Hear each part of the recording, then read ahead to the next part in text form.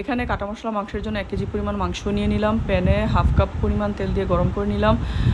1.5 cup পরিমাণ পেঁয়াজ দিয়ে দিলাম। পেঁয়াজের সাথে 7-8টি পরিমাণ লাল শুকনো মরিচ দিয়ে ভেজে নিলাম। পরিমাণ মতো গরম মশলা দিয়ে ভেজে নিব। আগে থেকে পানি ঝরিয়ে রাখা মাংসটা দিয়ে দিব। তারপর 1 চা চামচ পরিমাণ আদা কুচি, 1 চা চামচ পরিমাণ রসুন কুচি দিয়ে কষিয়ে নিব। এখানে 1 চা চামচ আদা বাটা এবং 1 চা চামচ রসুন বাটাও দিয়ে দিব। এখানে 1 চা চামচ পরিমাণ লাল গুঁড়া মরিচ এবং 1 চা চামচ পরিমাণ ধনিয়া গুঁড়া এবং সাথে 1 চা চামচ জিরা গুঁড়া দিয়ে 2 কাপ পরিমাণ পানি দিয়ে চুলাটা কমিয়ে ঢেকে কষিয়ে নিব।